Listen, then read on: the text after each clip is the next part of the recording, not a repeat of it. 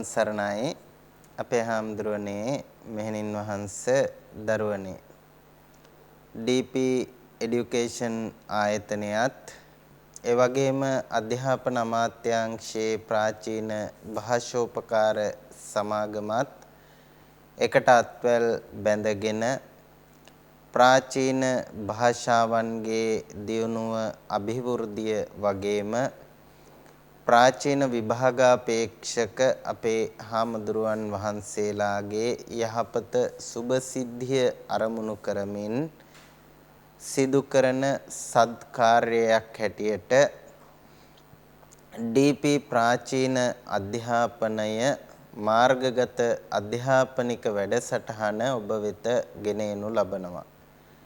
එම වැඩසටහනට සමගාමීව ප්‍රාචීන පණ්ඩිත අවසාන උපාධි පරීක්ෂණයෙහි පාලි විෂය දෙවන ප්‍රශ්න පත්‍රයට අදාළව එනම් පාලි භාෂාව භාෂා ඉතිහාසය හා පද්‍ය රචනයේ ප්‍රශ්න පත්‍රයට අදාළව ඉදිරිපත් කරනු ලබන පාඩම් මාලාවේ 43 වන පාඩමයි අපි ආරම්භ කරන්නට සූදානම් වෙන්නේ. විශේෂයෙන් මේ ප්‍රශ්න පත්‍රයේදී පාලි භාෂාවට අදාළ අංශ 3ක් පිළිබඳව අපගේ අවධානය යොමු කළ යුතුව පවතිනවා සහ යොමු වෙනවා. පාලි භාෂාව යටතේ සාම්ප්‍රදායික පාලි ව්‍යාකරණයට අයත් ව්‍යාකරණාංග රාශියක් පිළිබඳවත් එවැගේම භාෂා ඉතිහාසය මගින් පාලි භාෂාවේ ආරම්භය විකාශය ඓතිහාසික පරිණාමය වගේ කාරණා පිළිබඳ වාග් විද්‍යාත්මක පැතිකඩකිනුත් එවැගේම අපේ ප්‍රාචීන මධ්‍යම ශ්‍රේණියේදී හදාරපු විශේෂයෙන් ඡන්දෝලංකාර කියන විෂයට අදාළ වන පරිදි එය ප්‍රායෝගිකව මැනබැලීමක් හැටියට පාලි භාෂාවෙන් පද්‍ය රචනාවක් ස්වාධීන පද්‍ය පංක්තියක් රචනා කිරීමත් අපට මේ ප්‍රශ්න පත්‍රයට අදාළ ඉගෙනුම් ඉගැන්වීම් ක්‍රියාවලිය තුල සිදු කළ යුතුව පවතිනවා. ඉතින් අපි මේ පාඩම් මාලාවේ මුල් භාගය වෙන් කරලා තියෙන්නේ පාලි භාෂාවට අදාළ කරුණු පිළිබඳ එහෙමත් නැත්නම් පාලි භාෂාවේ සාම්ප්‍රදායික ව්‍යාකරණයට අදාළ කරුණු පිළිබඳව හැදෑරීම උදෙසා ඒ යටතේ කච්චායන සාම්ප්‍රදායික පාලි ව්‍යාකරණ ග්‍රන්ථය ගුරු කොට තබා ගනිමින් එහි එන ඉගැන්වීම් අනුසාරයෙන් සාම්ප්‍රදායික පාලි ව්‍යාකරණයට අයත් අක්ෂර සංදි සහ නාම කියන කොටස් පිළිබඳව හැදෑරීමෙන් ඉක්බිතිව මේ වෙනකොට අපි හදාරමින් ඉන්නේ පාලි භාෂාවේ සමාස පිළිබඳව. සමාසවලට අදාළව මින් පෙර පාඩම් දෙකක් අප විසින් සිදු කරනු ලැබුවා සහ එම පාඩම් වලදී අපි විශේෂයෙන් කම්මදාරය සමාසයට අදාළ කරුණු පිළිබඳව සාකච්ඡා කළා, තොරතුරු කතා බහ කළා. අද මේ 43 වන පාඩමේදී එහෙම නැත්නම් සමාසවලට අදාළව කෙරෙන 3 වන දිගහැරුමේදී අපි බලාපොරොත්තු වෙනවා දිගු සමාසය සහ තත්පුරිස සමාසයට අදාළ කරුණු කිහිපයක් පිළිබඳවත් තොරතුරු සාකච්ඡා කිරීමට. ඊට අතිරේක වශයෙන් අපි පසුගිය පාඩම් දෙකේදී කතා කරපු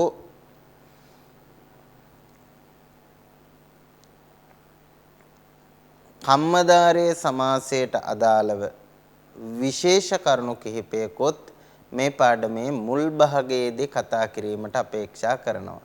ඉතින් අපේ පසුගිය පාඩම් දෙකේදී අපි කම්මදාරයේ සමාසය හඳුනා ගැනීමත් ඒ වගේම එහි ප්‍රභේද හඳුනා ගැනීමත් සිදු කළා. එතකොට ඊට අමතරව කම්මධාරය සමාසය හැදෑරීමේදී අපට හමුවන විශේෂ අවස්ථා කීපයක් තියෙනවා. ආන්ගේ විශේෂ අවස්ථාවන් මොනවාද යන වග විමසා බැලීම මේ පාඩමේ මුල් කොටසේදී සිදුවනවා. වගේම ඉනිග්බිතිව දිගු සමාසයට අදාළ තොරතුරු අපි කතා බහ කරන්නට අපේක්ෂා කරනවා. සාම්ප්‍රදායික ව්‍යාකරණයේ ඇසුරෙන් සහ අවසාන වශයෙන් මේ පාඩමේ අවසන් භාගයේදී අපට කාල වේලාව ලැබෙන හැටියට තත්පුරිස සමාසයට අදාළවත් යම් කරුණු කිහිපයක් සාකච්ඡා කිරීමට අපේක්ෂා කරනු ලබනවා. අපි පසුගිය පාඩමෙන් කතා කළා කම්මධාරය සමාසය කියලා කියන්නේ ද්විපදේ තුල්‍යාධිකරණේ කම්මධාරයෝ කියලා. ඒ කියන්නේ තුල්‍යාධිකරණ හෙවත් සමාන ලිංග විභක්ති සහ වචන ඇති පද දෙකක එකතුවක් මගින් නිර්මාණය වන සමාස පදය කම්මධාරයේ සමාසයක් බවට පත් වෙනවාය කියලා.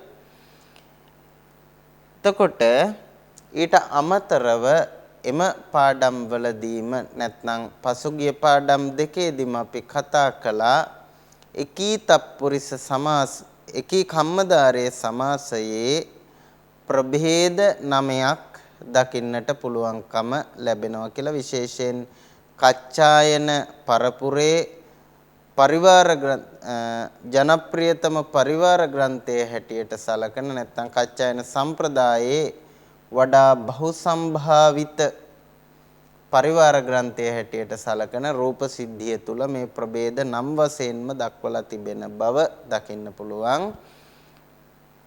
ඔට විශේෂණ පුබ්බ පද, විශේෂණ උත්තර පද, විශේෂණ උභය පද, උපමානෝත්තර පද, එවැගේම සම්භාවන පුබ්බ පද, අවධාරණ පුබ්බ පද, නනිපාත පුබ්බ පද, කූනිපාත පුබ්බ පද සහ පාදි පුබ්බ පද කියන විදිහට අපි මේ ප්‍රභේද 9 ගැන කතා කළා.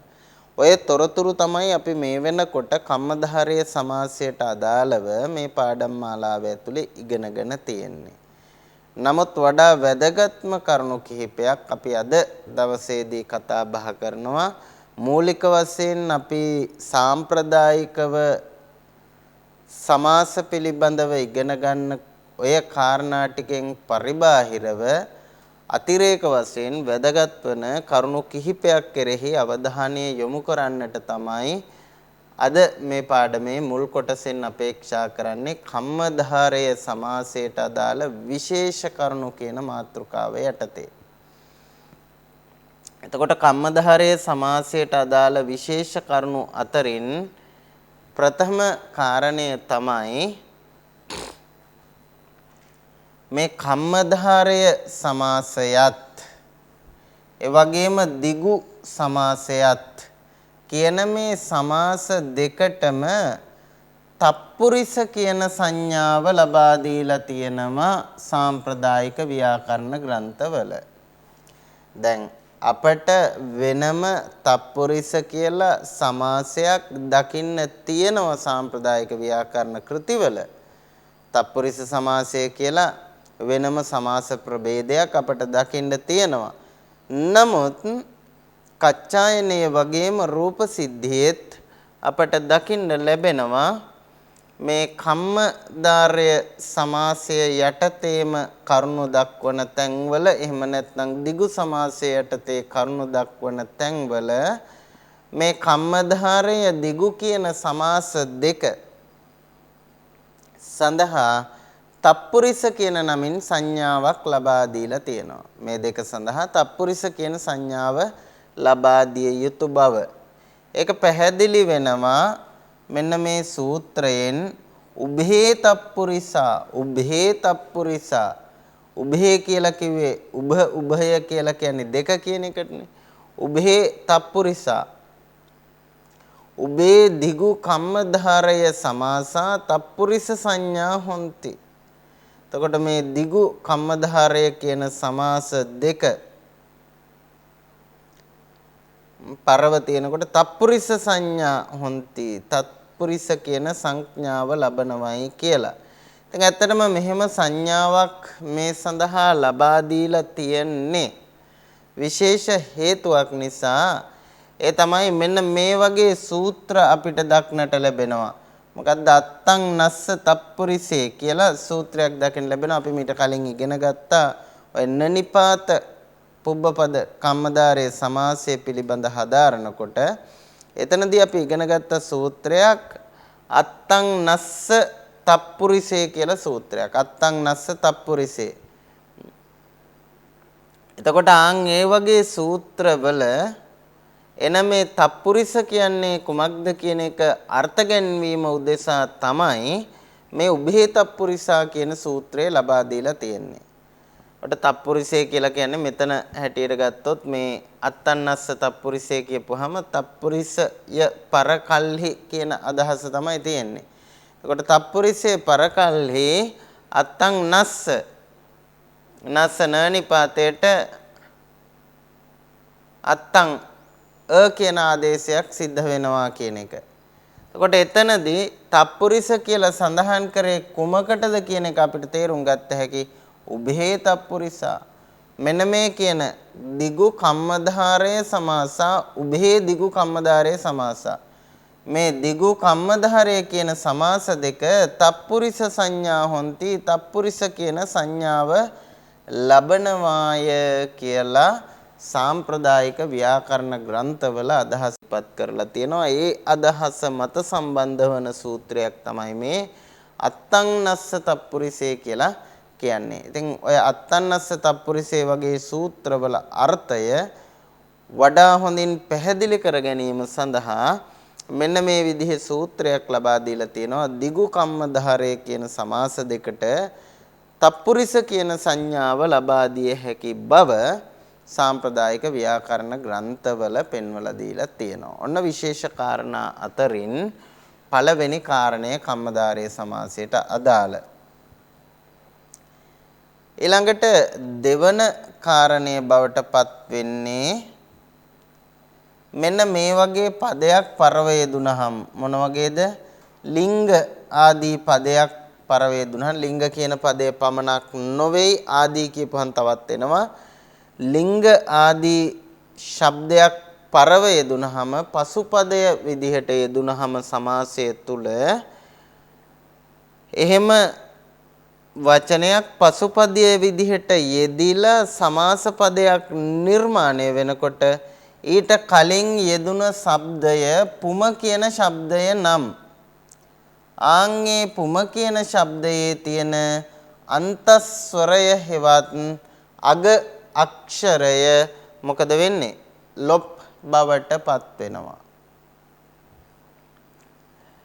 ලිංග ආදී වචනයක් පරපදය විදිහට යෙදිලා එයින් పూర్වව තිබෙන වචනය පුම ආදී ශබ්දයක් නම් එම ශබ්දයේ අග තිබෙන ආකාරය හෙවත් ස්වරය ලොප් වෙලා පදය නිර්මාණය වන බව අපට දකින්න පුළුවන්කම තියෙනවා. ඊට අදාළව කච්චායනයේ ඉදිරිපත් කරලා තියෙන සූත්‍රය තමයි පුමස්ස ලිංගාදීසු සමාසේසු. පුමස්ස ලිංගාදීසු සමාසේසු. ලිංග ආදීසු සමාසේසු ලිංග ආදී පදයන් සමග සමාස වූ කල්හි පුමස්ස පුම කියන ශබ්දයාගේ මොකක්ද වෙන්නේ කියන එක තේරුම් ගන්න වෙන්නේ වෘත්තියෙන්. සූත්‍රයක කියවෙන්නේ නැහැ. වෘත්තිය කියන කතාව තමයි පුම ඉච්ඡේතස්ස අන්තෝ ලෝපමාපජ්ජතේ ලිංගාදීසු පරපදේසු සමාසේසු. ලිංග ආදී පරපදයක් සමග ලිංගාදීසු පරපදේසු සමාසේසු සමාස වන කල්හි ලිංග ආදී පරපදයක් සමග සමාස වෙනකොට මොකද වෙන්නේ? පුම ඉති ඒතස්ස පුම කියලා කියන මෙන්න මේ ශබ්දයාගේ අන්තෝ අන්තය ලෝපං ආපජ්ජතේ ලොප් බවට පැමිණෙනවා. මොකද වෙන්නේ? ලිංග ආදී ශබ්දයක් පරපදය විදිහට යෙදුනහම මේකත් එක්ක මුලින් යෙදිලා පුම ආදී ශබ්දයක් සමාස වෙනකොට මෙන්න මේ පුම කියන එකේ තියෙන අන්තය ඒ කියන්නේ මේ අයන්න මොකක් වෙනවද? ලොප් බවටපත් වෙනවා. ඒ උදාහරණයක් විදිහට මේකම ගත්තොත් පුමලිංග කියලා આવොත් පුමලිංග කියන එක සමාස කරනකොට මේ මයන්නේ තියෙන අයන්න ඉවත් කරලා මේක පුංලිංග බවටපත් වෙනවා කියන එක තමයි මෙතනින් කියවෙන සරල අදහස බවටපත් වෙන්නේ. එහෙම නැත්නම් සරල තේරුම බවටපත් වෙන්නේ. ඔය පුංලිංග කියන එකට ඊට පස්සේ ආදේශයක් වීම තුල ඒක පුල්ලිංග බවටපත් වෙනවා. ඊළඟට පුං භාවෝ කියන එක පුම්භාවෝ බවටපත් වෙනවා. පුං කෝකිලෝ නැත්නම් පුමලිංග කියන එක තමයි පුල්ලිංග බවටපත් වෙන්නේ. පුම භාව කියන එක පුම්භාව බවටපත් වෙනවා. පුම කෝකිල කියන එක පුං කෝකිල බවටපත් වෙනවා. අපි බලමු මේකේ පද නිර්මාණය වෙන්නේ කවර ආකාරයකටද කියලා. මෙතන පද දෙකක් තියෙනවා ඔය ආකාරයට නිර්මාණය වෙන ඒවා. මෙහි පද සාධනයේ තරමක් දීර්ඝ පියවර කීපයක් අපට යොදා ගන්න සිද්ධ වෙනවා. අපි මේකට අදාළ විග්‍රහය ගත්තොත් පුමෝචසෝ ලිංගෝ ചാති පුමෝචසෝ ලිංගෝ ചാති පුම ඌයේද ලිංග ඌයේද එයමයි කියන අර්ථයෙන් පුමෝචසෝ ලිංගෝ ചാති කියන මෙන්න මේ විග්‍රහ වාක්‍ය ගත්තාම මේ විග්‍රහ වාක්‍යයේ තියෙන සමාස කළ යුතු පද දෙක අපි එළියට ගන්නවා පුමෝ ලිංගෝ කියලා. මේ වචන දෙකම සමාන ලිංග විභක්ති වචන සහිත පද දෙකක් වන නිසා මේ නිර්මාණය වන පදය කම්මධාරය සමාස පදයක්. එනිසා අපි මේන් සකස් කරගන්නේ ද්විපදේ තුල්‍යාධිකරණේ කම්මධාරයෝ කියපු පිළිවෙලට කම්මධාරය සමාස පදයක්. ඔට කවර ස්වරූපයේ සමාස පදයක් සකස් කරගත්තත් සමාසවල තියෙන මූලික රීතියක් තමයි සමාස වන පද දෙකේ හෝ සියල්ලේම විභක්ති ප්‍රත්‍යය ඉවත් කරගන්න ඕනි නැත්නම් විභක්ති ලොප් කරගන්න ඕනි. ඊට අදාළ නියමය තමයි තේසං විභක්තියෝ ලෝපාච තේසං විභක්තියෝ ලෝපාච ඒ සමාස වන පදයන්හි විභක්ති ලොප් කරගත යුතුයි. එහෙමනම් පුමෝ කියන එකේ තියෙන ඕ කියන එක අයින් කරලා අපි ශබ්ද මූලය ගන්නවා පුම. ලිංගෝ කියන එකේ තියෙන විභක්ති ප්‍රත්‍යය ඉවත් කරලා හුදු ශබ්ද මූලය ප්‍රകൃතිය ගන්නවා ලිංග. එතකොට අපිට හම්බ වෙනවා පුම සහ ලිංග කියන පද දෙක. ඔන්න දැන් තමයි අර මුලින් කියපු කාරණය සිද්ධ වෙන්නේ. ලිංග කියන ලිංග ආදී ශබ්දයක් පරව තියෙනකොට මේ පුම ශබ්දයේ පදාන්තය මොකද වෙන්නේ? ලොප් වෙනවා. ඒක ලොප් වෙන එක දැනගන්න නම් අපි ඉස්සෙල්ලම කරන්න ඕනේ පුම කියන එකේ ස්වර ව්‍යංජන වෙන් කරගන්න ඕනේ. අන්න මේ පුම කියන එකේ අග තියෙන මයන්නේ ස්වර ව්‍යංජන අපි මෙතනින් වෙන් කරගත්තා. ස්වර ව්‍යංජන වෙන් කරගන්නේ සාමාන්‍ය සංදිවලදී අපි ඉගෙනගත්තු පිළිවෙලට පුබ්බ මදහෝටිත මස්සරං සරේන වියෝජයේ කියන සූත්‍රයෙන්ම තමයි. ඔන්න දැන් අපිට බොහොම පැහැදිලිව පේනවා මෙතන අයන්නක් තියෙනවා. එතකොට මේ අයන්න අප විසින් ඉවත් කළ යුතුයි හෙවත් ලොප් කළ යුතුයි. මොකෙන්ද මේ අයන්න ලොප් කරන්නේ? පුදනකොටම කාපියකා කියලා කියන්න එපා. සරාසරේ ලෝපං කියලා. මොකද සරාසරේ ලෝපං කියන සූත්‍රයෙන් මේ ස්වරය ලොප් කිරීමේ හැකියාවක් නැහැ. ඇයි මේන් පරව තියෙන අක්ෂරය ව්‍යංජනාක්ෂරයක්. සරාසරේ ලෝපං කියන එකෙන් ස්වරයක් ලොප් කළ හැකිව පවතින්නේ ව්‍යංජනයක් පරව තියෙනකොට නෙමෙයි ස්වරයක් පරව තියෙනකොට පමණයි. ඒකට මෙතන පරව තියෙන්නේ ව්‍යංජනයක්. එහෙමනම් මෙතනදී අපට සංධිවල ඉගෙනගත්තු සූත්‍රය යොදා ගන්න අවශ්‍ය නැහැ. අපි මීට අදාළ සූත්‍රයක් සමාසවලම ඉගෙන ගත්තා. මොකක්ද? පුමස්ස ලිංගාදීසු සමාසේසු. ලිංග ආදී ශබ්දයන් සමග සමාස වන විට පුම කියන ශබ්දයේ පදාන්තය ලොප් වෙනවයි කියලා. එහෙනම් පුම කියන එකේ පදාන්තය තමයි මේ අකාරය. පුමස්ස ලිංගාදීසු සමාසේසු කියන සූත්‍රයෙන් අපි මොකද කරන්නේ? මේ අකාරය ලොප් බවට පත් කරගන්නවා. එහෙම ලොප් කරගත්තයින් පස්සේ මෙයින් නිර්මාණය වන පදය තමයි පුංලිංග. පුංලිංග. එතකොට අපි පුමලිංග කියලා මේක කියන්නේ නැහැ. පුංලිංග. පුංලිංග කියන එකෙන් අපි විභක්ති ගන්නුවට පස්සේ අපිට හදාගන්න පුළුවන් පුල්ලිංගෝ කියලා. මේ ල් කියන දෙකට සමීකරණය වෙලා මේක සමහර තැන්වල පුල්ලිංග කියලාත් යෙදෙන තැන් තියෙනවා. පුල්ලිංග නැත්නම් පුල්ලිංගෝ කියලා යෙදෙන තැනුත් තියෙනවා. එතනදී අර භාෂා විද්‍යාත්මක රීතියක් වන සමීකරණය තමයි ඇත්තටම සිද්ධ වෙලා තියෙන්නේ. කොහොම නමුත් එලෙස වීමෙන් පුල්ලිංග කියන භාවිතාවත් දැක ගන්න පුළුවන්. එහෙම නැත්නම් පුංලිංග කියලා යෙදුවත් වරදක් ඇත්තේ නැහැ. පුංලිංග පුල්ලිංග දෙකම හරි. අනේක උදාහරණයක්. අපි බලමු තවත් උදාහරණයක් එහෙම හැදෙන ලිංග කියන වචනයත් එක්ක විතරද මේ පුම කියන ශබ්දේ පදාන්තය ලොප් වෙන්නේ නැහැ. තව ශබ්ද තියෙනවා. එහෙම ශබ්දයක් තමයි මේ කෝකිල කියන ශබ්දය. කෝකිල කියන ශබ්දයට මුලින් පුම ශබ්දය යෙදුනොත් එතනදිත් මොකද වෙන්නේ? පදාන්තය ලොප් වෙනවා. අපි උදාහරණයක් විදිහට ගත්තොත් පුමෝචසෝ කෝකිලෝ ചാති පිරිමි කෝලෙක්. පිරිමි කොහෙක්. පුමෝචසෝ කෝකිලෝ ചാති පිරිමි වූයේද කෝල් වූයේද හෙතෙමෙයි කියන අදහස. පුමෝචසෝ කෝකිලෝ ചാති කියලා විග්‍රහ වාක්‍ය නිර්මාණය කරගන්න පුළුවන්. එතකොට මෙයා පිරිමි සතෙක්.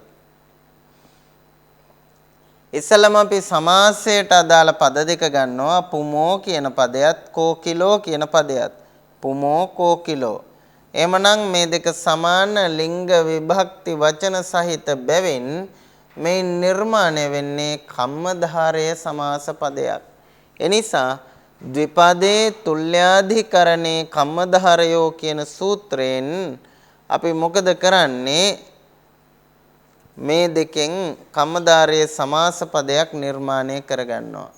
එලෙස සමාස පදය නිර්මාණය කර ගැනීමේදී අපේ පළමු පියවර බවට පත් වෙන්නේ මේ පදවල විභක්ති ලොප් කිරීම. ඊට අදාළ නියමය තමයි තේසං විභක්තියෝ ලෝපාච. පුමෝ කියන එකේ විභක්ති අයින් කරලා හුදු ශබ්ද මාත්‍රය ගත්තාම පුම කියන ශබ්දය අපිට ලැබෙනවා. කෝකිලෝ කියන පදයේ විභක්ති ප්‍රත්‍ය අයින් කළයින් පස්සේ අපිට ලැබෙනවා කෝකිල කියන පදය. එහෙනම් පුම දන කෝකිල. පුම දන කෝකිල. දැන් කිව්වේ මේ ශබ්දයන් එක යෙදෙනකොට පුම ශබ්දයේ පදාන්තය ලොප් වෙනවා කියලානේ. එහෙමනම් අපි ඉස්සෙල්ලා හොයාගන්න ඕනේ පුම ශබ්දයේ පදාන්තය කෝ කියලා. ඒක හොයාගන්න නම් ස්වර ව්‍යංජන වෙන් කරන්න ඕනේ. මයන්නේ තියෙන අයන්න එළියට අරගෙන පුම් දන දන කෝකිල කියලා පුබ්බමදෝටි තමස්සරං සරේන වියෝජේ කියන සූත්‍රයෙන් මේක වෙන් කරගත්තා. අන්න දැන් අපිට පුම ශබ්දයේ පදාන්තය බොහොම පැහැදිලිව දකින්න පුළුවන්. ආන් එහෙම පැහැදිලිව දකින්න පුළුවන්කම තියෙන මේ පුම ශබ්දයේ පදාන්තය හෙවත් මෙන්න මේ ආකාරය අපි මොකද කරන්නේ? ලොප් කරනවා. මොකද්ද ලොප් කරන සූත්‍රය? පුමස්ස ලිංගාදීසු සමාසේසු. පුමස්ස ලිංගාදීසු සමාසේසු. මතක තියාගන්න පුමස්ස ලිංගාදීසු සමාසේසු කියන සූත්‍රයෙන් තමයි අපි මේ අයන්න අයින් කරේ.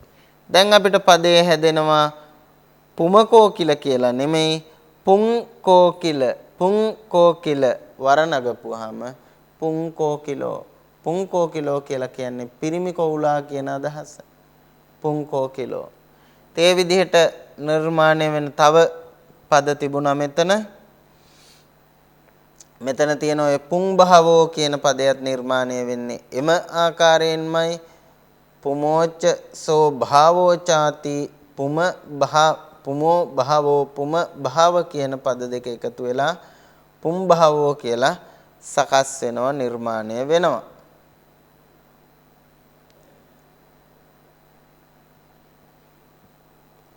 ඔය විදිහේ ටිකක් වෙනස් දේවල් සිද්ධ වෙනවා මේ කම්මදාරය සමාස පද සකස් කරගන්නකොට. එහෙම කම්මදාරයේ සමාස පද සකස් කරගන්නකොට සිද්ධ වෙන තව 아무තු අලුත් වැඩක් ගැන තමයි ඊළඟට අපි කියන්න හදන්නේ. මේක විශේෂ කරුණු යටතේ අපි කතා කරන තුන්වෙනි කාරණය. කම්මදාරයේ සමාස පද සකස් කරගන්නකොට අපිට මෙන්න මේ විදිහේ ලක්ෂණත් දකින්න පුළුවන්කම තියෙනවා. මොන විදිහේ ලක්ෂණද? දැන් කම්මදාරය සමාසයේදී මුලින් යෙදිච්ච පදය එහෙම නැත්නම් විග්‍රහ වාක්‍ය ඇතුලේ මුලින් යෙදුණු කියන එකෙන් අදහස් කරේ විග්‍රහ වාක්‍ය ඇතුලේ යෙදුණු පදය ඉත්තිලිංග පදයක් වුණත් ස්ත්‍රීලිංග පදයක් වුණත් එම පදය සමාස පදය නිර්මාණය කරගන්නකොට මොනලිංග පදයක් බවට පත් වෙනවද? පුල්ලිංග ස්වරූපයට පත් වෙනවා. ස්ත්‍රීලිංග පදයක් සමග සමාස පදයේ ගලපලා සකස් කරගන්නකොට පද සාධනය කරගන්නකොට මුලින් විග්‍රහ වාක්‍යයේ තිබුණේහි ස්ත්‍රීලිංග ස්වරූපය උවත් සමාස පදයේ නිර්මාණය වෙලා එනකොට එහි ස්ත්‍රීලිංග ස්වරූපය පුල්ලිංග බවට නැවතපත් වෙනවා. පුල්ලිංග බවට නැවතපත් වෙනවා හැම තැනම නෙමෙයි නමුත් සමහර තැන්වලදී. ඊට අදාළ නියමය හැටියට කච්චායනේ දක්වලා තියෙන්නේ කම්මධාරය සංඤේච කම්මධාරය සංඤේච. එතකොට සූත්‍රයෙන් තරම් ලොකු අදහසක් අපට පේන්නේ නැහැ. ඊට අදාළ විස්තරය ඇතුලෙන් ඔන්න ගන්න පුළුවන් අපිට ඒ තොරතුරු. කම්මධාරය සංඤේච සමාසේ ඉත්තිහං තුල්යාදිකරණේ පදේ පුබ්බේ භාසිත පුමිත්තීචේ පුමාව දට්ටබ්බා බ්‍රාහ්මණ දාරිකා කත්තිය කඤ්ඤා කත්තිය කුමාරිකා. මොකද්ද කියන්නේ? කියනවා කම්මධාරය සංඤේච සමාසේ කම්මධාරය කියන සංඥාව සහිත සමාස පදයකදී තුල්යාධිකරණ ඉත්‍යං තුල්යාධිකරණේ තුල්යාධිකරණ සහිත ස්ත්‍රීලිංග පද යෙදී නිර්මාණය වන කම්මධාරය සංඥාව සහිත සමාසයෙහිදී මොකක් වෙනවද? පුබ්බේ පදේ භාසිතං මුල් පදයෙහි කියන ලද පදය පුමිත්තිංචේ ස්ත්‍රීලිංග උවත් පුමාව දට්ටබ්බා නැත්නම් පුරුෂලිංග ශබ්දයකින් සකස් කරගත්තු ස්ත්‍රීලිංග ශබ්දයක් වුණොත් ඒක පුමායව දට්ටබ්බා පුල්ලිංගමයි කියලා දැනගත යුතුයි. දැන් මේකේ කියපු කාරණේ අපි ටිකක් සවිස්තරාත්මකව පැහැදිලි කරගත්තොත් එහෙම නැත්නම් ලියා ගත්තොත් අපි සමාස පදයක් නිර්මාණය කරගන්නකොට අපිට මෙන්න මේ වගේ ස්ත්‍රීලිංග පද දෙකක්ම හම්බ වුණොත් මොනවාද? බ්‍රාහ්මනීච සා දාරිකා ചാති. මේකේ තියෙන බ්‍රාහ්මණී කියන පදයට දාරිකා කියන පදයට දෙකම ස්ත්‍රීලිංග පද.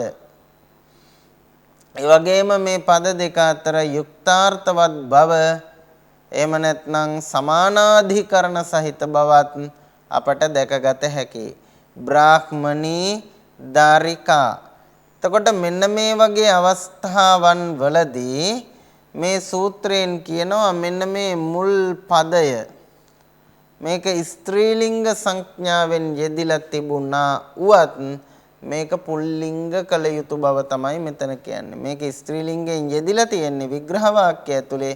නමුත් සමාස පදයේ පද සාධනය සිදු කරගන්නකොට මේ ස්ත්‍රීලිංග පදය මුල් පදය පුල්ලිංග බවට පත් වෙනවා කියන එක තමයි මේකේ තේරුම. ඒක කොහොමද වෙන්නේ? දැන් අපි මේකේ අදාළ වචන දෙක වෙන් කරගත්තොත් බ්‍රාහ්මණී දාරිකා බ්‍රාහ්මණී දාරිකා දෙකම පඨමා විභක්ති දෙකම ස්ත්‍රී ලිංගයි දෙකම ඒක වචනයි. එහෙනම් ලිංග විභක්ති වචන වශයෙන් ගැලපෙනවා. ඒ කියන්නේ තුල්‍යාධිකරණ සහිතයි. ඒ වගේම ස්ත්‍රී ලිංගිකයි. අන්න ඊළඟට මොකද වෙන්නේ? මේ බ්‍රාහ්මණී කියන එකේ විභක්ති ලොප් කරනකොට බ්‍රාහ්මණී කියන එකේ විභක්ති ලොප් වුණාම සාමාන්‍යයෙන් බ්‍රාහ්මණීම තමයි. මොකද ශබ්ද මූලයේ බ්‍රාහ්මණී නිසා. හැබැයි බ්‍රාහ්මණී කියන ශබ්ද මූලයේ හැදෙන්නේ බ්‍රාහ්මණ කියන එකට ස්ත්‍රී ලිංග ඊ ප්‍රත්‍ය එකතු වෙලා. බ්‍රාහ්මණ කියන શબ્දයට ස්ත්‍රී ලිංග ඊ ප්‍රත්‍යය එකතු වුනහම තමයි බ්‍රාහ්මණී කියලා හැදෙන්නේ. එතකොට ආන්ගේ ස්ත්‍රී ලිංග ප්‍රත්‍යයත් ලොප් වෙලා ගිහිල්ලා මෙතනදි මොකද වෙන්නේ?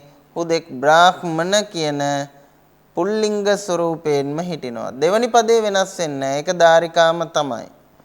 ඔට බ්‍රාහ්මණ ධාරිකා කියලා මේ පදය නිර්මාණය වෙනවා අවසානයේදී. බ්‍රාහ්මණ ධාරිකා. බ්‍රාහ්මණී ධාරිකා නෙමෙයි. බ්‍රාහ්මණී ධාරිකා නෙමෙයි. බ්‍රාහ්මණ ධාරකා කියලා තමයි මේකෙන් පදය සකස් වෙන්නේ.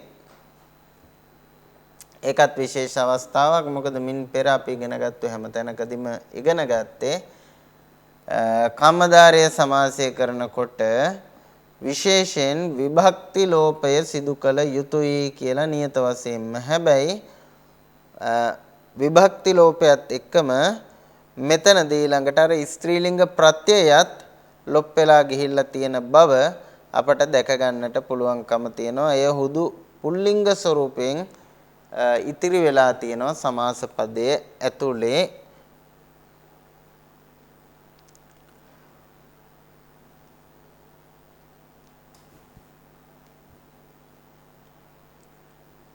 හරි, මේකට අදාළ තව උදාහරණයක් අපි බැලුවොත් එහෙම මෙතන තියෙනවා කත්තිය කඤ්ඤා. කත්තිය කඤ්ඤා. කත්තිය කඤ්ඤා කියන පදේ හැදෙන්නේ කොහොමද?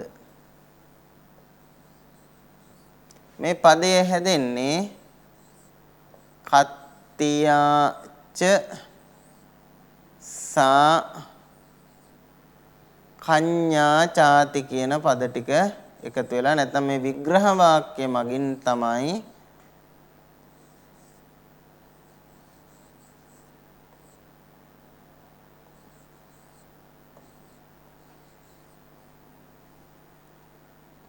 කත්තිය කඤ්ඤා කියන පදය සකස් වෙන්නේ. එතකොට අපි සමාස පදය හදා ගන්නකොට මේක අපිට සමාස කරන්න අවශ්‍ය වචන දෙක පමණක් අපි ගන්නවා. කත්තියා කඤ්ඤා. කත්තියා කඤ්ඤා කියන පද දෙක ගත්ත එළියට. ඊළඟ පියවර තමයි අපි මේවයි විභක්ති ලොප් කරනවා. බැයි දැන් කත්තියා කියලා කියපුවම මේක ඉත්තිලිංගයි. නමුත් මේකේ විභක්ති ලොප් කිරීමෙන් අනතුරුව ඉත්තිලිංග ප්‍රත්‍ය ඉවත් කරගත්තයින් පස්සේ අපිට මෙතන ඉතුරු වෙන්නේ කත්තිය කියන පුල්ලිංග රූපය. කත්තිය කියන පුල්ලිංග රූපය. කඤ්ඤා හැමම තමයි. කඤ්ඤා වෙනස් වෙන්නේ නැහැ. කඤ්ඤා ඒ විදිහමයි.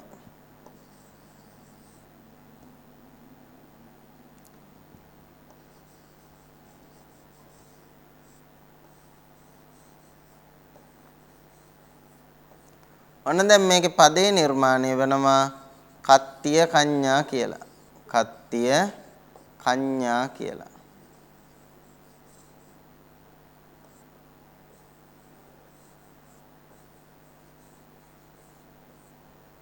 කත්තිය කඤ්ඤා. ඒ ආකාරයටම තමයි සකස් වෙන්නේ මේ කත්තිය කුමාරිකා කියන එකත්. ඒකට බොහෝ වෙලාවට පුල්ලිංග නාමයකට ස්ත්‍රීලිංග ප්‍රත්‍ය ආදී එකතු කර ගැනීමෙන් සකස් වූ නාමයක් නම් ස්ත්‍රීලිංග කමදාරයේ පදයක් සකස් වෙනකොට තියෙන්නේ ඒ පද දෙකෙන් මුල් පදය බොහෝ වෙලාවට අපිට දකින්න පුළුවන් මෙන්න මේ විදිහට අර ස්ත්‍රීලිංග શબ્දයක් විදිහට නෙමෙයි ඒකත් පුල්ලිංග શબ્දයක් විදිහටම ශබ්ද මූලය යොදලා තියෙන විදිහ. පුල්ලිංග ශබ්ද මූලය තමයි යොදාගෙන තියෙන්නේ. ස්ත්‍රීලිංග ශබ්ද මූලය නෙමෙයි කියන එක අපට දැක ගන්න පුළුවන්කම තියෙනවා. හරි, මූලික වශයෙන් කතා කරන්න බලාපොරොත්තු වෙන්නේ කම්මදාරයේ සමාසයට අදාළව ඔන්න ඔය කියපු විශේෂ කරුණු ටික. මොනවද? ඒ තමයි එකක් දිගු සහ කම්මදාරය කියන මේ සමාසද්වය හැඳින්වීම සඳහා සාම්ප්‍රදායික ව්‍යාකරණ ග්‍රන්ථවල මේ දෙක සඳහාම තප්පුරිස කියන නාමය යොදලා තියෙනවා සහ තප්පුරිස සමාසයට අදාළව ගත්තාම වෙනම සමාස ප්‍රභේදයකුත් තියෙනවා තප්පුරිස සමාස කියලා. ඔය අත්තං නස්ස තප්පුරිස ආදී සූත්‍ර වඩා හොඳින් අර්ථ ගන්නවා ගැනීම සඳහා කම්මදාරය සහ දිගු කියන සමාස දෙකත් එම ගණයෙහිලා ඇතුළත් කොට ඇති බව දකින්නට පුළුවන්කම තියෙනවා. ඒ වගේම අපි විශේෂ අවස්ථා යටතේ තව කරුණු කිහිපයක් කතා කරා. ඒ කරුණු විදිහට ගත්තොත්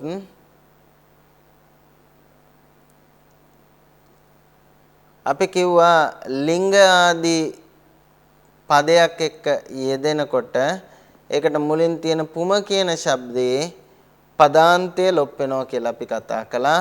ඒකට අදාළ උදාහරණ කතා කළා.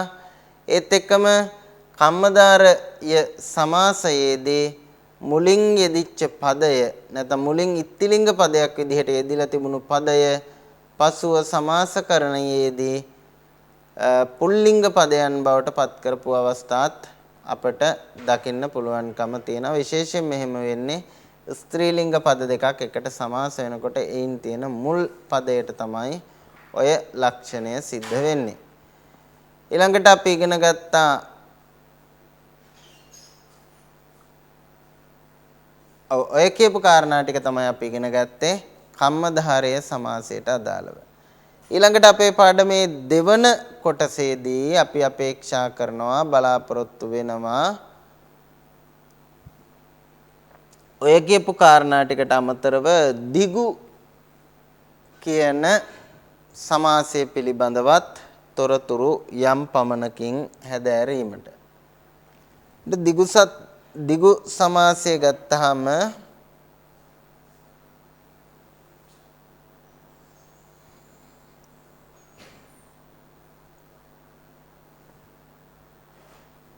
දිගු සමාසය ගත්තාම දිගු සමාසයේ මූලිකම ලක්ෂණය තමයි සංඛ්‍යාවාචී පදයක් මුල් පදයේ විදිහට යෙදිලා ගැලපුණොත් සංඛ්‍යාවාචී පදයක් මුල් පදයේ විදිහට යෙදිලා ගැලපුණොත් එලෙස ගැලපෙන සමාසයට අපි කියනවා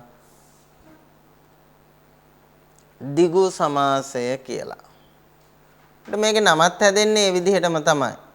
දැන් දිගු කියන එකේ තේරුම තමයි ද්වේගාවෝ කියන එක. දිගු කියන එකේ තේරුම මොකද්ද? ද්වේගාවෝ හරක් දෙන්න කියන එක තමයි ද්වේගාවෝ දිගු බවට පත් වෙන්නේ.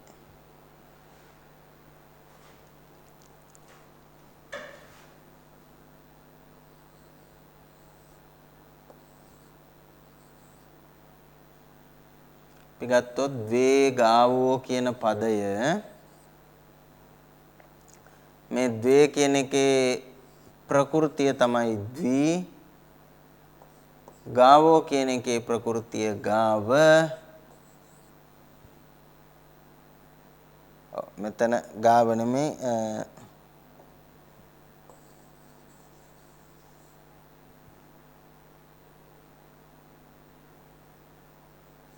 මෙතන ගන්න වෙන්නේ ගෝ කියන ශබ්දය වෙනුවට ගූ කියන ශබ්දය. ඔන්න මේ දෙක එකතු වුනහම දිගු වෙනවා සහ පාලියේදී මේක දිගු බවට පත් වෙනවා. දිගු කියන එකේ තේරුම තමයි ගු කියන එකෙන් අදහස් කරනවා ගවයා, ද්වි කියන එකෙන් අදහස් කරනවා දෙක.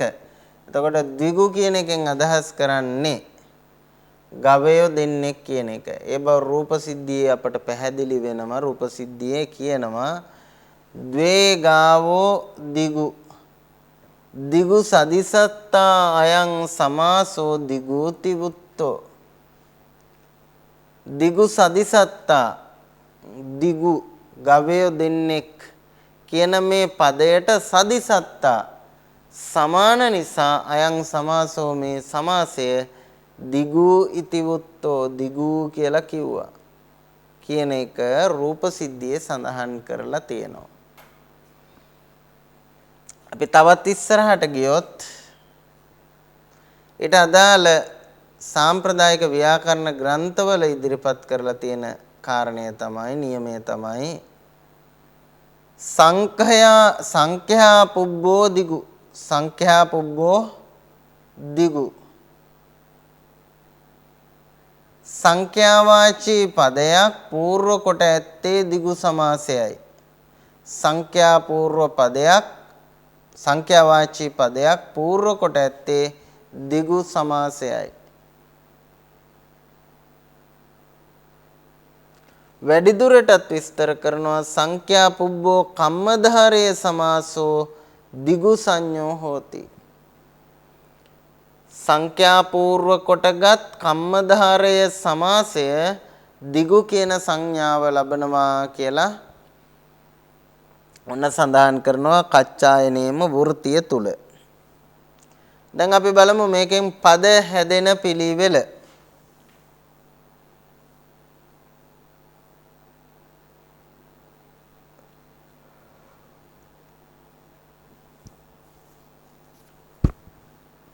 මේකේ මම පද සාධනය දක්වලා නැහැ. නමුත් ඔබට පහසුවෙන් අවබෝධ කරගත හැකි විදිහේ පද ටිකක් තමයි මෙතන ඉදිරිපත් කරලා තියෙන්නේ. උදාහරණයක් විදිහට ගත්තොත් තීනි මලානි එක සමාස වුණයින් පස්සේ නපුංසක ලිංග ඒක වචනෙන් ති මලං කියලා යොදනවා. තීනි මලානි කියන එක ති මලං කියලා යොදනවා. තීනි පලානි ගෙඩි තුනක් කියන එක තීනි පලානි ඒකත් සමාස වෙනවා තිපලං කියලා. තීනි පලානි කියන එක පදය නිර්මාණය වෙනවා තිපලං කියලා සමාසයක් විදිහට. ඊට පස්සේ තියෙනවා තයෝ ලෝකා ලෝක තුනක් කියන එක තයෝ ලෝකා ති ලෝකං තයෝ ලෝකා කියන එකේ සමාස පදේ තමයි ති ලෝකං. තයෝ දණ්ඩහා දඬු තුනක් නැත්නම් දඬුවම් තුනක්. මෙතන නම් දඬු තුනක් කියන අදහස. ති දණ්ඩං දඬු තුනක් කියන එක. ඊළඟට කියනවා චතස්සෝ දිසා චතස්සෝ කිව්වේ හතරට දිසා කිව්වේ දිසාවන්ට. චතස්සෝ දිසා කියලා කිව්වේ එහෙමනම් හතර දිසාවට.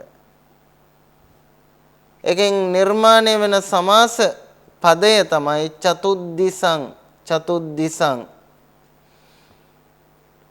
ඊළඟට බලන්න පංච ඉන්ද්‍රියානි ඉන්ද්‍රිය පහක් කියන අදහස. ඒකත් සමාස වෙනකොට පංචින්ද්‍රියං කියලා සකස් වෙනවා. පංච ඉන්ද්‍රියානි පංචින්ද්‍රියං කියලා. මෙතන ඡයන්නේ තියෙන අයන්න ලොප් වෙලා යන්න එකතු වුනහම පංචින්ද්‍රියානි.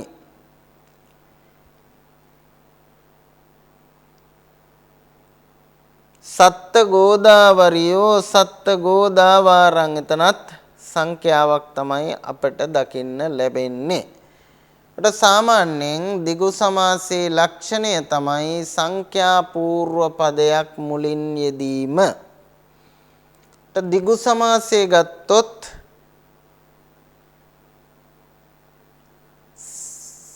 සමාස ප්‍රභේද නැත්නම් අනුප්‍රභේද දිගු සමාසයට අයත් අනුප්‍රභේද ගණනාවක් තිබෙන බව අපට දැක ගන්න පුළුවන්කම තියෙනවා. ඒ අතරින් වඩා ප්‍රසිද්ධ ප්‍රභේද දෙකක් තමයි සමාහාර දිගු සහ අසමාහාර දිගු කියලා කියන්නේ.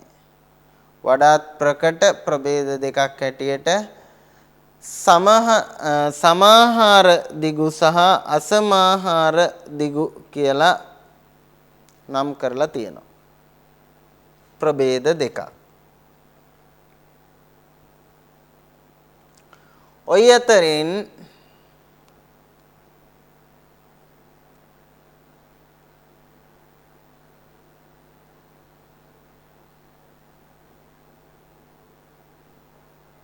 මේ සමාහාර දිගුවලදී දිගුස්ස ඒකත්තං කියන සූත්‍රයෙන් දිගුස්ස ඒකත්තං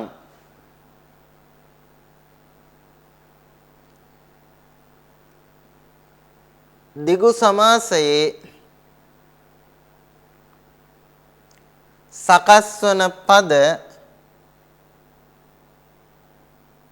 ඒකත්තං හොති ඒක වචනයෙන් තැබිය යුතු බවට නියමයක් තියෙනවා වගේම නපුංසක ලිංගත්තංච නපුංසක ලිංගයෙන් තැබිය යුතුයි. එතකොට දිගු කියන සමාසයෙන් සකස් කරගන්නා වූ සමාස පද කරුණු දෙකකින් සමන්විත වෙන්නට ඕනි.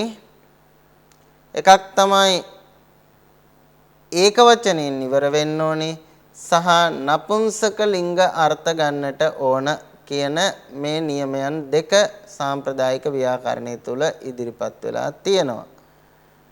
කොට ඊට අදාළ සාම්ප්‍රදායික ව්‍යාකරණ නියමය තමයි නපුංසක ලිංගත්තංච දිගුස්ස ඒකත්තං දිගුස්ස සමාසස්ස ඒකත්තං හෝති නපුංසක ලිංගත්තංච දිගු සමාස පදයේ සකස් වුණයින් පස්සේ ඒක නපුංසක ලිංග ඒක වචනයෙන් තැබිය යුතුයි කියන සාම්ප්‍රදායික නියමය. ඊළඟට ඒ සඳහා උදාහරණයක් දීලා තියෙනවා කච්චායනේ තයෝ ලෝකා කියන එකට තිලෝකං තයෝ ලෝකා තිලෝකං තයෝ දණ්ඩා තිදණ්ඩං තීනි නයනානි ති නයනං තයෝ සිංගා තිසිංගා තිසිංගං චතස්සෝ දිසා චතුද්දිසා පංච ඉන්ද්‍රයානි පංචින්ද්‍රයානි කියන විදිහට උදාහරණ පදත් ලබා දීලා තියෙනවා.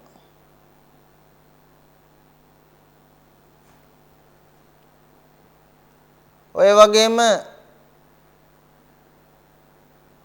දිගු සමාසයේ දක්නට ලැබෙන තවත් එක් කාරණයක් තමයි අර මුලින් කියපු සමාහාර දිගු වගේම අසමාහාර දිගුත් දකින්න පුළුවන්කම තිබෙනවා. සමාහාර අසමාහාර කියන ප්‍රභේද දෙකක් අපට දැක ගන්නට පුළුවන්කම තියෙනවා මේ දිගු සමාසයේදී. අපි ඉස්සෙල්ලම බලමු සමාහාර දිගු කියන්නේ මොකක්ද කියලා. සමාහාර දිගු කියලා අපි කියනවා සමාසවන නාමයන්ගෙන් සමූහාර්ථයක් ප්‍රධාන කොටගෙන පවතිනවා නම් සාමූහිකාර්ථයක් සමූහාර්ථයක් ප්‍රධාන වෙලා තියෙනවා නම් එබඳු සමාස නාම නපුංසක ලිංග ඒක වචනයෙන් තැබිය යුතු වෙනවා. සමූහාර්ථය ප්‍රධාන වෙනවා කියන එකම තමයි සමාහාර කියන්නේ. එතකොට සමූහාර්ථය ප්‍රධාන වෙලා තියෙනකොට එය නපුංසක ලිංග ඒක වචනයෙන් තැබිය යුතුයි. එලෙස සකස් වන පද කීපයක් අපි මෙතන දීලා තියෙනවා. තීනි මලානි සමාහටානි තීනි මලානි සමාහටානි පදේ නිර්මාණය වෙනවා ති මලං කියලා. තයෝ දණ්ඩා කියන පද දෙක එකතු වුනහම ති දණ්ඩං කියලා පද සකස් වෙනවා. ද්වේ අඟුලියෝ කියන පද එකතු වුනහම ද්වංගුලියෝ කියලා පද සකස් වෙනවා. අපි මේවයින් එහෙක දෙක බලමු පද සිද්ධිය සිද්ධ වන ආකාරය.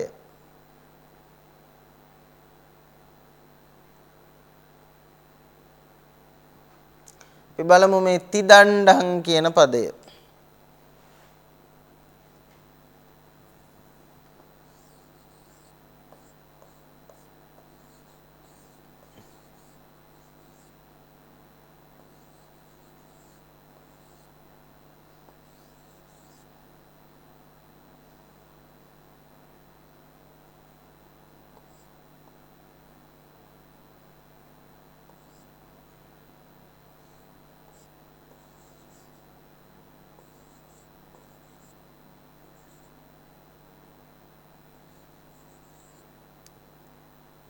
මම මෙතන වෙනම විග්‍රහ වාක්‍ය ලිව්වේ නෑ. හේතුව මෙතන විග්‍රහ වාක්‍ය තියෙනවා තයෝ දණ්ඩා කියලා. ඔකට තයෝ කියන එකේ විභක්ති ප්‍රත්‍ය අයින් කරපුවාම අපිට දකින්න ලැබෙන්නේ තී. ඊට පස්සේ දණ්ඩං කියන එකේ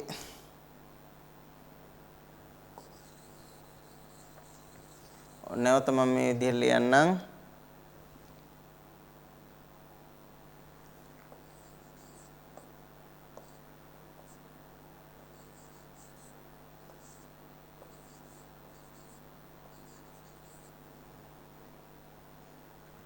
ති දණ්ඩා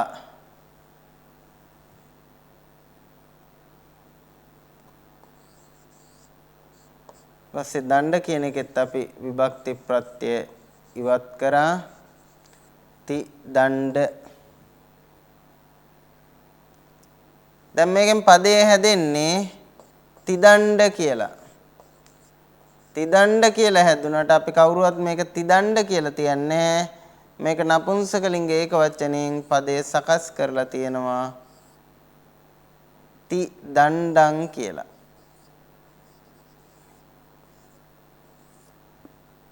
ති දණ්ඩං. ඒ විදිහටම තීනි මලානි සමාහටානි ති මලං ඒ වගේම ද්වේ අංගුලියෝ ද්වංගුලං කියලා හැදෙනවා. මේවයි පේනවා ඇති මේ හැම එකක්ම පඨමා විභක්ති ඒක වචනයෙන් තමයි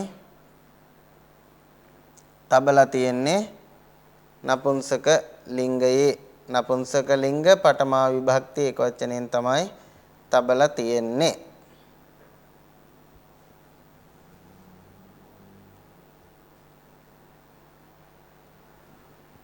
දැන් අපි ඔය කතා කරපු සමාහාර දිගු සමාසයේ වගේම තවත් කොටසක් තියෙනවා අසමාහාර දිගු කියලා. සමාහාර දිගු වගේම අසමාහාර දිගු කියලත් කොටසක් තියෙනවා. අසමාහාර දිගු එකේ තියෙන ප්‍රධානත්වය විශේෂත්වය තමයි දැන් කලින් එකේදී අපි කතා කරා ඒකේ සමූහාර්ථය තමයි ප්‍රධාන උනේ. අසමාහාරකේදී සමූහාර්ථය ප්‍රධාන වෙන්නේ නැහැ. ඒකේ තියෙන අවයව තමයි ප්‍රධාන වෙන්නේ. අවයව ප්‍රධාන කොට පවතින දිගු සමාසයට අපි කියනවා අසමාහාර දිගු සමාසය කියලා. එතකොට මේ නාමයන් අර කලින් වගේ නපුංසක ලිංග ඒක වචනෙන් තැබිය යුතු වෙන්නේ නැහැ. මේවා ලිංග තුනේම වර්ණ ගන්න පුළුවන්.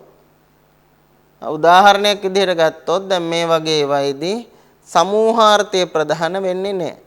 ඒකෝච්චසෝ පුග්ගලෝ ചാති ඒකෝච්චසෝ පුග්ගලෝ ചാති කියලා කියපුවහම මේකේ එකින් එක අවයව ප්‍රධාන වීමක් එහෙම එකක් දකින්න ලැබෙන්නේ නැහැ. ඒ වෙනුවට මේකේ මේ සමස්තය ප්‍රධාන වීමක් දකින්න ලැබෙන්නේ. මේකේ අවයව ප්‍රධාන වීම තමයි දකින්න ලැබෙන්නේ. ඒ නිසා මේකෙන් හැදෙන ඒක පුද්ගල කියන පදය නපුංසක ලිංගයක වචනෙන් තියන්නේ. ඒක පුල්ලිංගේ අපි තියලා තියෙනවා ඒක පුද්ගලෝ කියලා. වෙන නපුංසක ලිංගේ වර්ණ කෙන එකක් නම් ඒකට අනුව වර්ණ කරලා තියන්නත් පුළුවන්. ඊට පස්සේ තයෝ භව කියපුවහන් භව තුනක්. ඒකේ සමූහාර්ථය නෙමෙයි ප්‍රධාන වෙන්නේ. ඒවා වෙන් වශයෙන් නැත්නම් අවයව තමයි වැදගත් වෙන්නේ. ඒ නිසා තයෝ භවා කියන එක පදයේ සකස් වෙනවා ති භවා කියලා. චතස්සෝ දිසාවන් 4 කියලා ගත්තාම එතනත් එහෙමයි. මේකේ සමස්තය නෙමේ අවයව ප්‍රධාන වෙන්නේ. ඒ නිසා චතුද්දිසා කියන විදිහට මේකේ පදය නිර්මාණය වෙනවා.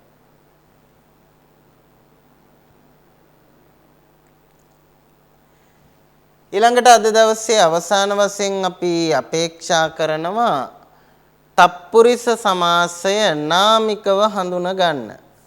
තප්පුරිස සමාසය නාමිකව හඳුන ගන්න.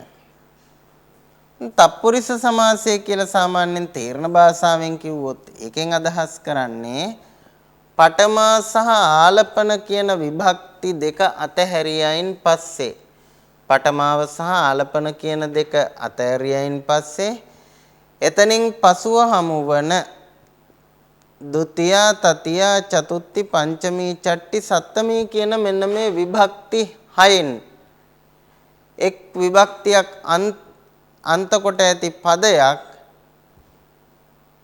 දෙවැනි පදය සමග ගැලපීමෙන් සකස් වන සමාසයට අපි කියනවා තත්පුරුෂ සමාසය කියලා.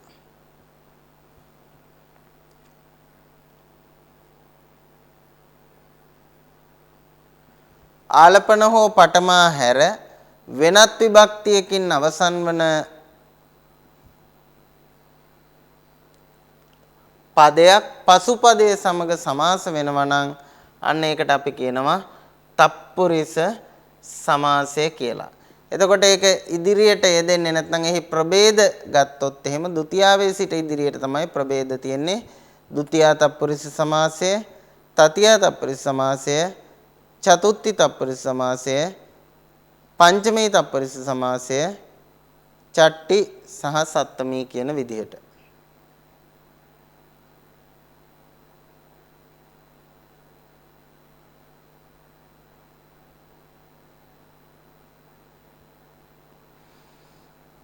ඒ අනුව ප්‍රභේද 6ක් නැත්නම් අනුප්‍රභේද 6ක් අපට දැක ගන්න පුළුවන් මේ තත්පුරුෂ සමාසය තුළ. ඒවා අපි ඉස්සරහට කතා කරනවා. එතකොට ඒකට අදාළව රූප සිද්ධියේ මෙන්න මේ විදිහේ වැඩි විස්තරයක් දක්වලා තියෙන බව පේනවා. සෝපන ဒ ුතියාදීසු චසු විභත්තිසු භවතෝ චබ්බිදෝ. සෝපන ဒ ුතියාදීසු චසු විභත්තිසු භවතෝ චබ්බිදෝ. එතකොට මේ කියපු තත්පුරුෂ සමාසයේ ဒ ුතිය ආදී සෙසු විභක්තීන් වල යෙදෙනකොට ඒක සය ආකාරයකට යෙදිලා තියෙනවයි කියලයි රූප සිද්ධියේ සඳහන් වෙන්නේ. ඒ සය ආකාරය බලාගන්නේ ဒ ුතිය තත්පුරුෂ, තතිය තත්පුරුෂ, චතුත්ථි තත්පුරුෂ, පංචමී තත්පුරුෂ, චට්ටි තත්පුරුෂ සහ සත්තමී සත්පුරුෂ කියන විදිහට. එතකොට මේකට අදාළව මූලාශ්‍රයාගත විවරණය බවට පත් වෙන්නේ අමාදයෝ පරපදේහි. අමාදයෝ පරපදේහි. අමාදයෝ කියලා කිව්වේ අං ආදයෝ, අං ආදයෝ, අං ආදී විභක්ත්‍යන්ත පදයක්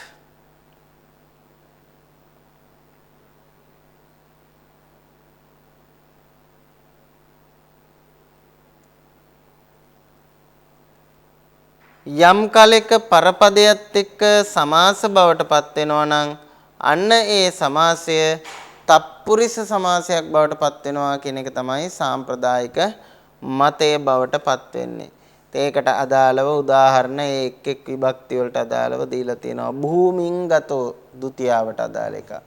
භූමින්ගතෝ කියන එක පදේ සකස් වෙනකොට භූමිගතෝ බවට පත් වෙනවා. භූමින්ගතෝ, භූමිගතෝ. සබ්බරත්තින්, සබ්බරත්තින්.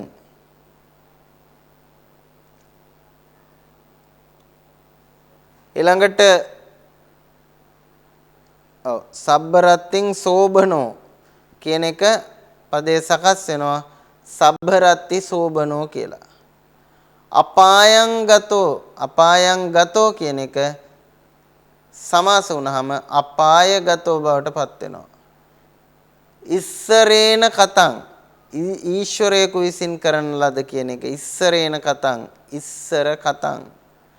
සල්ලේන විද්ධෝ, උලකින් විදින ලද, සල්ල විද්ධෝ. කටිනස්ස දුස්සං, කටිනය පිනිස දුන් වස්ත්‍රය, කටින දුස්සං. ආගන්තුකස්ස භත්තං, ආගන්තුකයන් සඳහා දෙනු ලබන බත, ආගන්තුක භත්තං. ළඟට මේතුනා අපේතෝ, මෛතුනයෙන් අපේතෝ කිව්වේ වෙන් වූ, මේතුනා පේතෝ.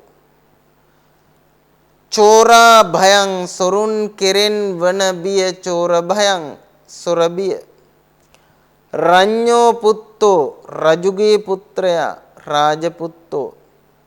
ධඤ්ඤානං රාසී, ධාන්‍යයන්ගේ රාසිය, ධඤ්ඤ රාසී. රූපේ සංඥා රූපය කෙරෙහි වූ සංඥාව රූප සංඥා. සංසාරේ දුක්ඛං සසරෙහි දුක සංසාර දුක්ඛං. ඔය විදිහට නොයෙක් විභක්ති වලට අදාළව උදාහරණ කච්චායනයේ තුල දීලා තියෙනවා. එතකොට මේ ප්‍රභේද 6ට අදාළ උදාහරණ අපි සවිස්තරාත්මකව අපේ ඊළඟ පාඩමේදී තොරතුරු සහිතව තවදුරටත් කතා කිරීමට අපේක්ෂා කරනවා. අද දවසේ බලාපොරොත්තු වුණේ තත්පුරිස සමාසයේ නාමිකව හඳුනා ගැනීමත් ඒ වගේම දිගු සමාසය පිළිබඳව තොරතුරු සම්පූර්ණයෙන් දැන කියා ගැනීමත් ඒත් එක්කම කම්මදාරයේ සමාසයට අදාළ විශේෂ කරුණු කීපයක් හැදෑරීමත් කියන මෙන්න මේ කාරණා ටික තමයි අද දවසේ අපේ අරමුණ බවට පත් උනේ. ඉතින් නැවත අපේ ඊළඟ පාඩමේදී අපි අපේක්ෂා කරනවා මේ කතා කරපු තත්පුරිස සමාසයේ ප්‍රභේද ගැන විස්තර කතා කරන්නට. ඉතින් නැවත එම පාඩමින් හමු වනතුරු සමුගන්නටයි සූදානම. හැම දිනාටම තෙරුවන් සරණ ප්‍රාර්ථනා කරනවා. සප්පදානං ධම්මදානං ජිනාති.